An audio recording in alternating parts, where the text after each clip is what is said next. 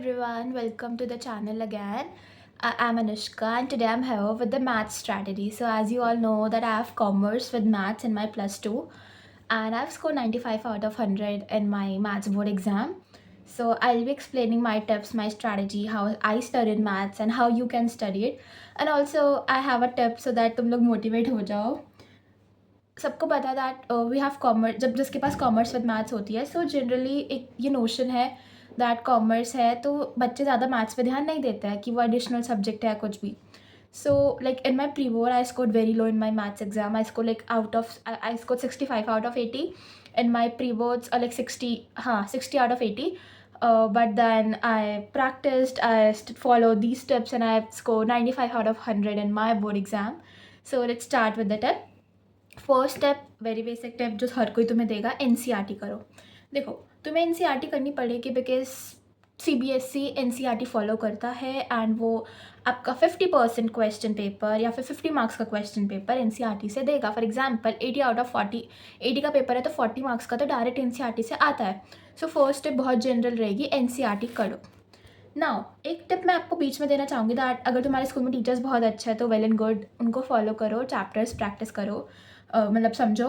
But if there is any reason or something like that कि तुम नहीं पढ़ पा रहे हो स्कूल में, so there are very good teachers on YouTube जिनको तुम फॉलो कर सकते हो and you can study from them. So उस पर मैं बाद में आती हूँ. सो फर्स्ट टिप मैंने बताई NCERT. Now second tip is previous year question. देखो मैं बोलूँगी कि आरएस आरडी की तरफ जाने से पहले if you are preparing for JEE और JEE or any other competitive exam, like you can definitely refer RS or RD. But if you're preparing for boards, I would say that एकदम से jump मत हो. अगर तुम्हारी अभी अच्छे marks नहीं आ रहे और अभी अच्छे से कॉन्सेप्ट्स नहीं बने तो अभी क्या करो, प्रीवियस ईयर क्वेश्चन करो. सेम टिप, वो ऐप जो मैंने बताई है उसको फॉलो करो. उससे प्रीवियस ईयर के सारे क्वेश्चन पढ़े हैं, सारे question one by one practice करो. तुम्हें पता चलेगा बोर्ड किस तरह के क्वेश्चन दे रहा है, किस तरह के क्वेश्चन पूछ रहा है. Now comes the main part जिसके लिए तुम सब यहाँ बैठे हो, दैट दीदी यूट्यूब चैनल के नेम बताओ. Okay so first I would suggest Ushank sir, science and fun के वो टीचर है. एंड उनका देखो मेरी स्ट्रैटेजी मैथ्स में रहती थी, my teacher was very good जो मेरे को स्कूल में पढ़ाते थे. And he even given me the sheets, like उन्होंने प्रॉपर चैप्टर वाइज शीट्स बना के रखते थे वो एक्स्ट्रा क्वेश्चंस के लिए. बट आई गेस तुम लोग के पास नहीं होगा तो उसके लिए मैं बता रही हूँ, जब तुम चैप्टर पढ़ लो, एनसीईआरटी कर लो, go and solve questions from YouTube. You don't need to buy any question bank, any RSRD और any sheet. अगर तुम्हारे पास कोई टीचर नहीं है, YouTube पे जाओ, टीचर्स को सर्च करो, इनकी सीरीज़ फॉलो करो of most important question and I bet you तुम बोर्ड्स के लिए बहुत अच्छे से प्रिपेयर हो जाओगे. फर्स्ट टीचर इज़ उशांक सर, इनकी मोस्ट इंपॉर्टेंट क्वेश्चन की वीडियो देखो. Second would be CBSE class video is a YouTube channel, sir का नाम मुझे याद नहीं है. उनकी वीडियोस बहुत अच्छी होती हैं, वो 50 मोस्ट इंपॉर्टेंट आप MCQs कराते हैं, केस स्टडी क्वेश्चंस कराते हैं वो. Third channel is A4S hub class 12th, Ashish sir यहाँ पढ़ाते हैं. एंड यू नो वॉट, ये वन शॉट्स भी लाते हैं, प्रीवियस ईयर क्वेश्चंस भी, मिक्स क्वेश्चंस भी. Fourth is Neha Agarwal ma'am, mathematically inclined, इनके क्वेश्चंस बहुत अच्छे होते हैं, इनके प्रैक्टिस कर लो. And the last channel would be CUET Adda के शशांक सर, जिससे आपकी CUET की प्रिपरेशन भी हो जाएगी MCQ के लिए एंड बोर्ड्स की तो हो ही जाएगी. ये टीचर्स मैंने इसलिए बताए हैं जब तुम अपना चैप्टर पढ़ लो. अगर टीचर से पढ़ रहे हो स्कूल में बहुत अच्छी बात है, नहीं पढ़ रहे हो तो इनसे ही चैप्टर भी पढ़ लो. उसके बाद एनसीईआरटी पहले करो, देन इन सर के इन सारे चैनल्स के मोस्ट इंपॉर्टेंट क्वेश्चन के वीडियोस देखो और उनके साथ साथ अपने प्रीवियस ईयर क्वेश्चन लगाते रहो. तुम लोग मैथ्स में बिल्कुल परफेक्ट हो जाओगे.